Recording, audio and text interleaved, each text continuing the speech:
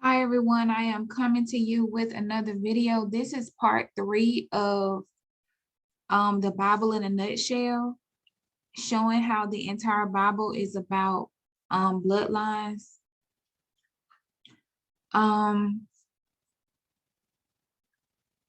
Okay, so the last video, part 2, I basically focused on the compared and contrast Jacob and Esau, and then focused on the blessing that was received by the father. And so Esau's blessing was the fatness of the earth. So he was given the right to reign, have rulership, be the king in the earth during this time, and to have dominion. And Jacob's portion is to reign and rule with Messiah. The dew of heaven is his portion. And there was one part that I left out with the blessing, and that was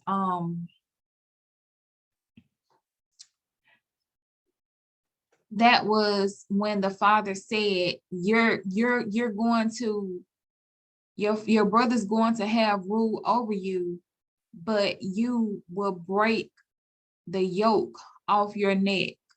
So Esau did break the yoke of his brother off his neck. So here it is, Genesis 27:40. And by the sword you will live, and shall serve thy brother.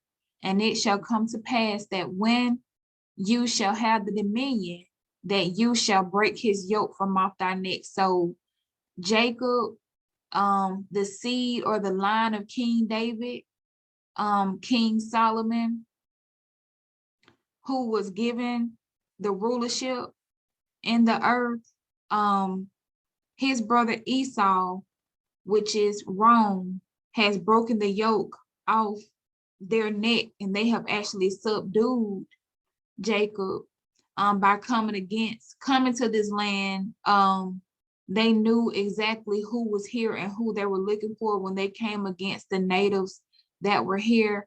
And then those were Ephraim, the 10 tribes, because Israel had been divided into another northern and southern kingdom. So Ephraim were the 10 tribes, and the southern tribe was Judah and Benjamin.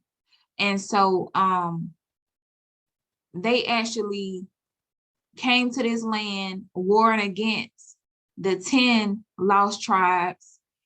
And then they took boats and went to Judah and Benjamin, to the southern tribes that were on the coast of Africa, and brought them here. So Jacob has been subdued, by his enemies, by his brother Esau.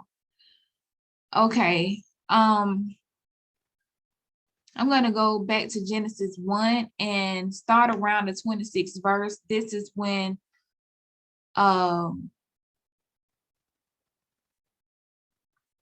when God created everything.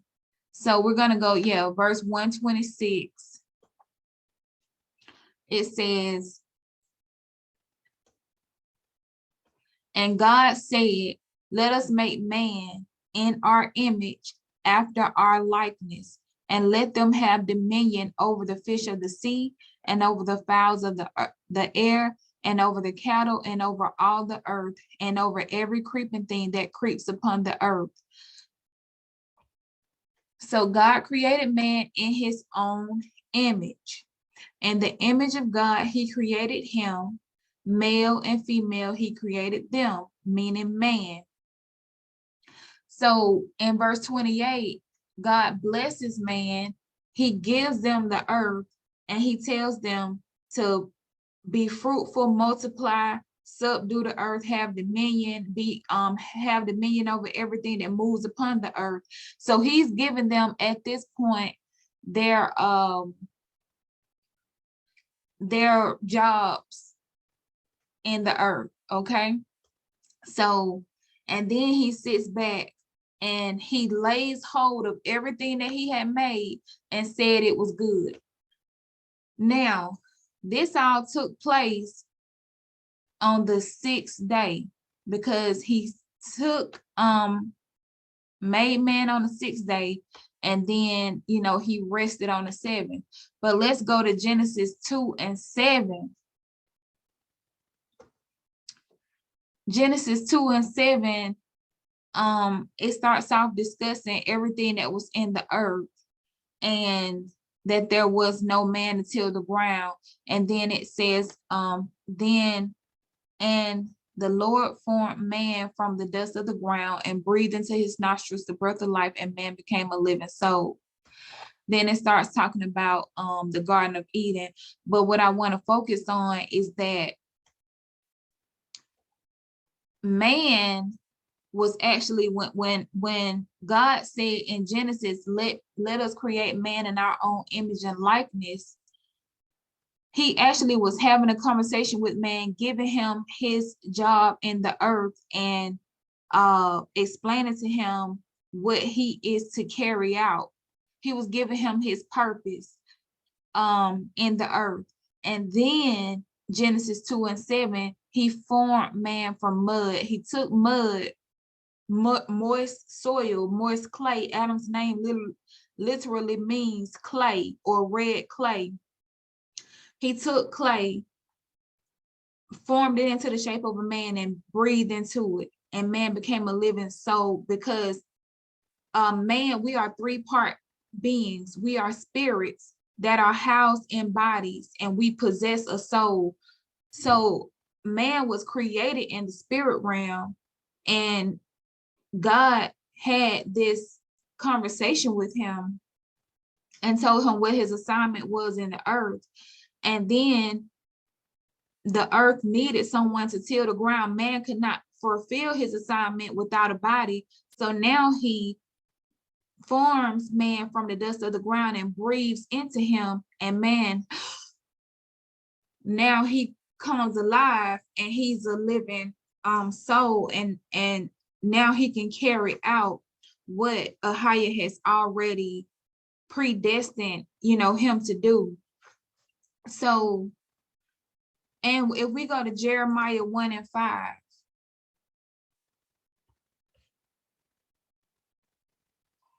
Jeremiah 1:5 says, before I formed thee in thy belly, I knew thee. And before thou came forth from the womb, I sanctified thee, and I ordained thee a prophet to the nations. So he's telling Jeremiah, I knew you before I formed you in your mother's womb. I sanctified you, I ordained you as a prophet to the nations before I knew you. And so this once again is confirming that he predestines us, and he knows the purpose in which he creates us for, and he gives us that purpose before we come into the earth, before he places us or sows us into the earth. So now we're going to go to Matthew 13, starting at the 24th verse. And I'm going to go back towards the end, how on the image and the likeness, focus on that image and the likeness. Matthew 13.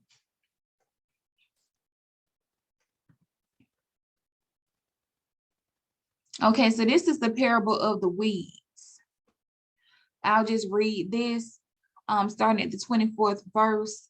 And another parable he put forth unto them, saying, the kingdom of heaven is likened unto a man who sows good seeds in his field.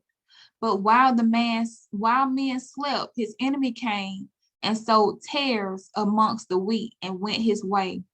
But when the blade was sprung up and brought forth fruit, then appeared the tares also. So the servants of the householder came and said unto him, Sir, didn't you sow good seed in the field? From whence then has it tares? He says unto him, The enemy has done this. The servant said to him, Wilt thou then that we go up and gather them? But he said, Nay, lest while you gather the tares, ye root up also the wheat with them. Let them both grow up together in until harvest. And in the time of the harvest, I will say to the reapers, gather ye together first the tares and bind them in bundles and burn them, but gather to the wheat to my barn.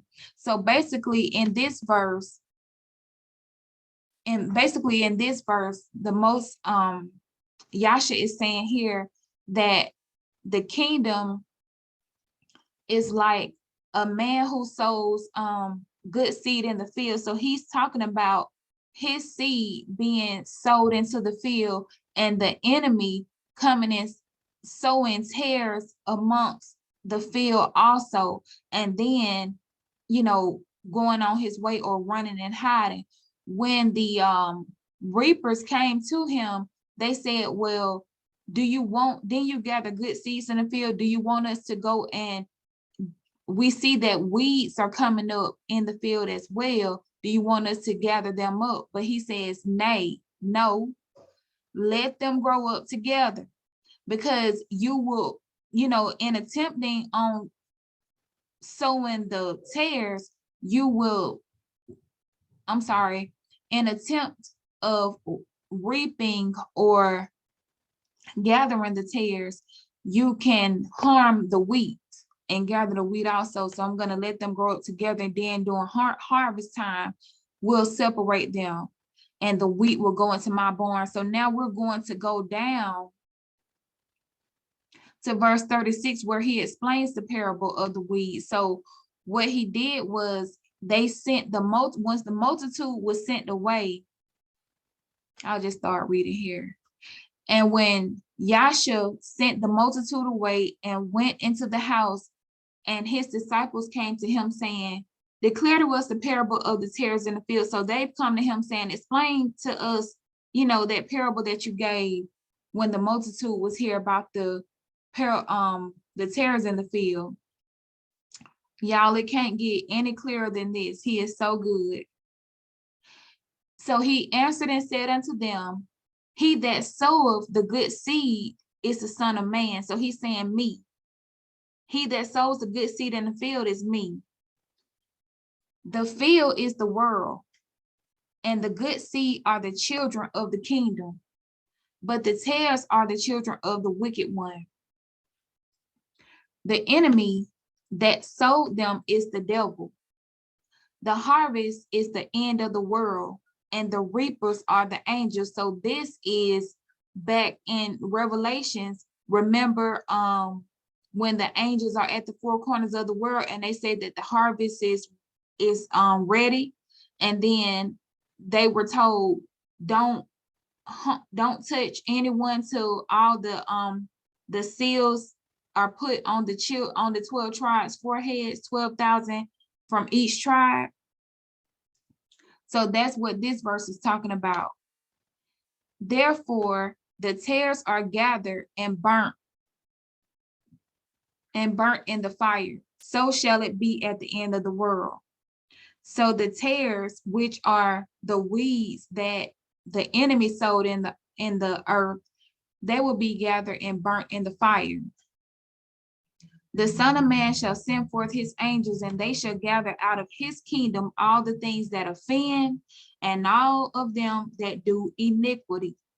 So they're going to gather all things that are offensive to the Most High, and all of them that are willfully in their sins or committing iniquity, and cast them into the furnace of fire, and there shall be wailing and gnashing of teeth. So we know what that furnace of fire is. Then shall the righteous shine forth as the sun in the kingdom of of their father. Who has ears to hear, let him hear. So he explains that, he breaks it down clearly. I mean, there's no explanation further that I can give you, because it's so clear. He tells us who the sower is, who the reaper is, who the harvest is, who the children are, the children of the kingdom and the children of the wicked one. Those are the two seeds all the way back to Genesis 4, when Cain and Abel were born, that were revived during Esau and Jacob, the children of the kingdom and the children of the wicked one. All right, so now you used to be able, because we had descriptions about how Adam and how his lineage looked in his image and in his likeness. And remember, that's what I wanted to focus on as well. If we go to Genesis, back to Genesis, 1:26, I don't even have to go back there. It says that God himself created mankind in his own image and in his likeness.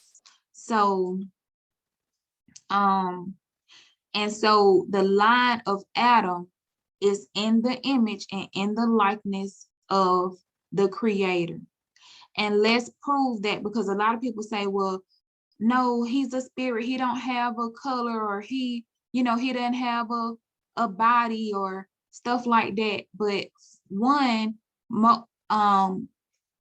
no one could look upon him, but he had such a good relationship with Moses that he allowed Moses to see his backside. Basically, Moses, you can't look at me, because if you look at me, my essence is so glorious that you will literally die. But I'll allow you to take a glimpse of my backside. And he went by swiftly and Moses was allowed to look at him from behind and see his backside. And then we also have, he did reveal himself. Well, there's a few different scriptures where Christ himself now came, and I mean, we know that he walked the earth in the New Testament, but in the Old Testament there were two instances where he revealed himself to one to Abraham, when he came down and said that he was, he heard the cries of the people, and he was going to excuse me one second, y'all.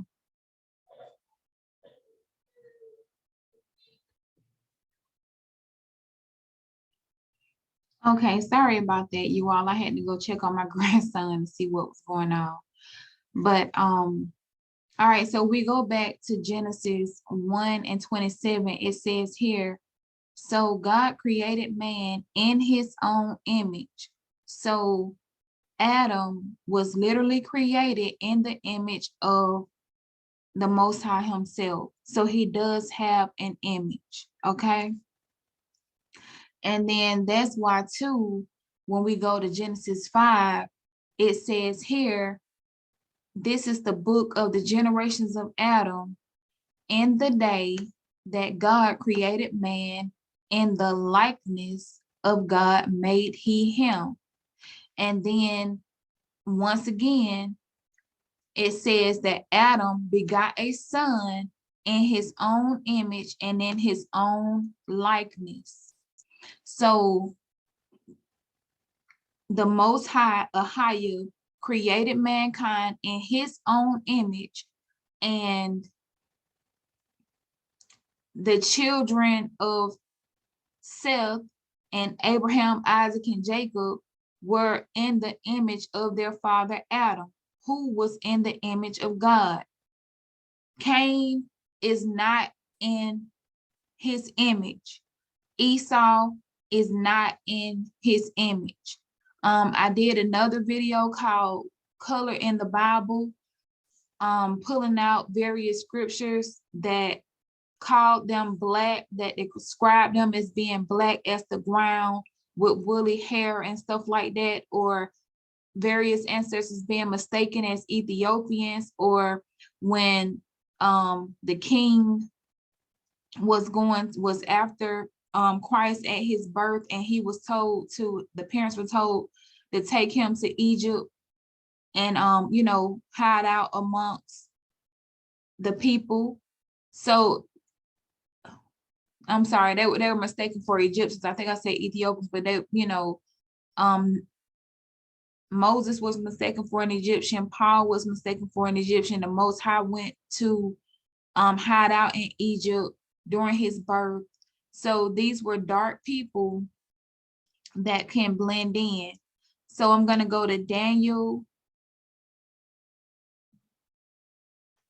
7. Go down to verse 9. This is titled The Ancient of Days Reigns. I beheld till the thrones were cast down. The Ancient of Days did sit, whose garment was white as snow. The hair of his head was like the pure wool. His throne was like a fiery flame, and his wheels as burning fire. So there is a lot of similes and metaphors being used, like and as. So there was comparison, you know, comparing his head to being white like pure wool, his throne like a fiery flame. So, but we know what white wool looks like, or, you know, similar to cotton. Then we go down to Revelations 1, and this is Christ.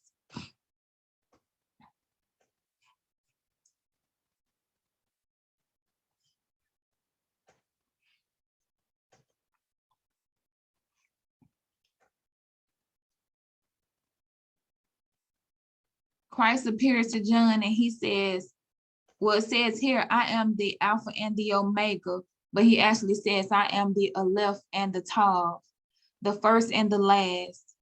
What you see, you know, right into this book, but then we're going to go down to where John is describing him. And he says, his head and his hairs were white like wool. So once again, we have a white, woolly hair texture, white as snow, and his eyes were like a flame of fire. All right. And his feet were like fine brass, as if they'd been burned in a furnace, and his voice as the sounds of many waters. So this is a description of Christ, who is in the image of his Father. So now we're going to go to Revelation 4, where the Father is described on his throne. All right. So John says, because he was taken up to see what's going on, come up hither and I will show thee things that must come hereafter. And then immediately I was in the spirit, and behold, a throne was set in heaven, and one sat on the throne. And he that sat was to look upon like a jasper and a sardine stone. And there was a rainbow around and about the throne, in the sight like unto an emerald. All right, so then he sees the elders around him worshiping and everything, but he describes him like a jasper and a sardine stone. So we know, and we know that Daniel 7:9 said that he had white, woolly like hair. So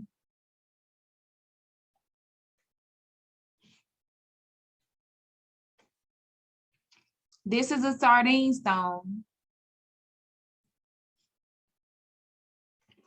These are images of a jasper stone.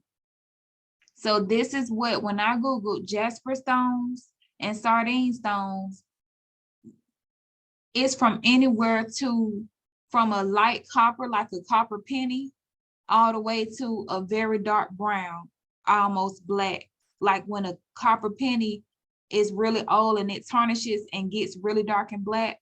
These are the two stones that are used to describe the Most High, with white woolly hair. And then even Christ in Revelations 1, it said his feet were as if brass burnt in a furnace. So I just Googled, brass burnt in a furnace.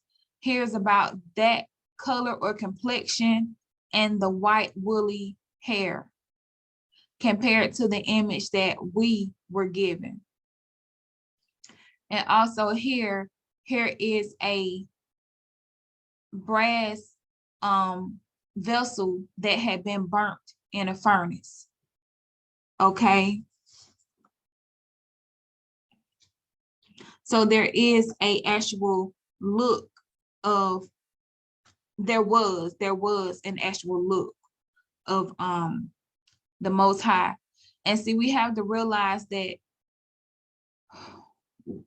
that's why he refused throughout the Bible. He would always say, when you go into a land, don't mix with the people, don't mix. They were forbidden to, but they did it anyway, because first of all, you have to look at it like this is royal blood. This is a king.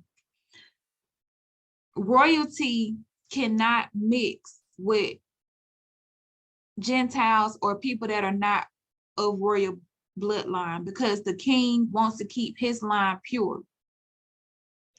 Also, because what most royal families did was they found other heirs to other thrones and other kingdoms to, they set up marriages to have their offspring to marry someone else that was of royal blood. And a lot of times it might have been a distant relative or cousin or something, but they still had royal blood. And so they did that in order to keep their line pure. So now I'm going to go to Hosea, and this is where we get into all kinfolks, all skin folks are not kinfolks. All right, let me find Hosea verse. Here it is. Hosea 7, starting at the 6th verse. Wait. No, that's not right. Hold on.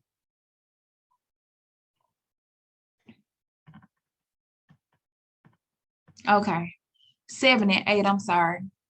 So it says here, Ephraim, he has mixed himself amongst the people. Ephraim is a cake, not turned.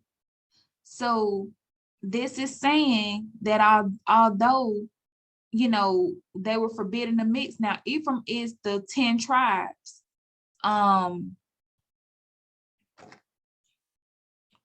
So I'm going to pull up images of cakes, not turned.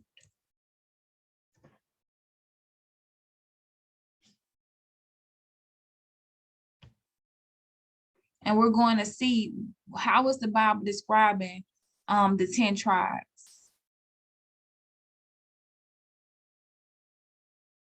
All right. So we see here the image of these are cakes that are turned. These are cakes that are not turned. So this is why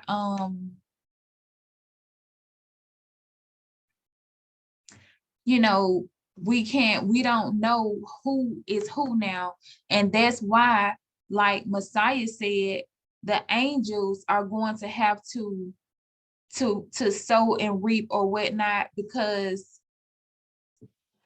the angels are going to have to sow and I'm sorry, not sow, but gather the harvest and do the separations. Because now that all the nations are mixed with one another, we can't look at someone, because the enemy has sowed his seed in the earth, and then everyone is mixed.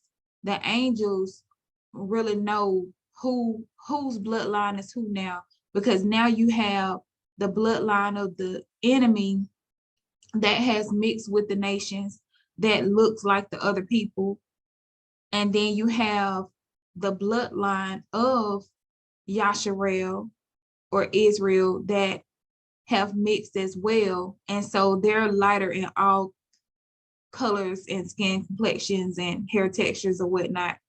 So, you know, the Most High himself has to do the separations now. And he just have allowed the wheat and the tares to grow up together. And now it's harvest time. So I'm going to go ahead and end this video. And I hope you all have a blessed and happy Sabbath. Excuse me. Until I know that there's one more video that I will post, and I'm not going to stay on this subject because guess what, y'all? I'm trying to show that there has been a great deception done or committed. Basically, his identity, the Messiah's identity, was hijacked, as well as the identity of his people. But we're not going to stay on this. We're not going to focus on who the true people are, because guess what? If you're not living set apart and you're not obeying the commandments, and you are, you know, living like the heathen, we got here because we were living like the heathen. And we were supposed to be a set apart people. And so he said that his judgment is coming, and it's starting at his house first. He's going to judge the nations that rose, that not only, you know, took the life of his firstborn son, which was Israel, but his only begotten son. So Rome was appointed to rise up in the last days for one reason, and that was to be destroyed when their cup was full. And so they've committed, you know, their cup is at the tipping point. They're not through, but their cup is at the tipping point, and they're not going out without a fight, because they know that prophecy, the kingdom is going to be taken from them and given to Jacob. And so it doesn't matter. What I'm saying is, it does matter who the people are, because we need to wake up. We need to realize why we were here. Our ancestors transgressed against the Most High, and we transgressed against him when we got here. And that was all a punishment that we owe him an apology for. It's not about, oh, we the people and y'all, you know, we get in the kingdom and y'all, you know, it's not even about that. And the people that you see out there doing that apparently does, you know, don't have the spirit of Christ to me, you know, because it's not about being boastful. It's about looking at yourself in this state and realizing you were taken.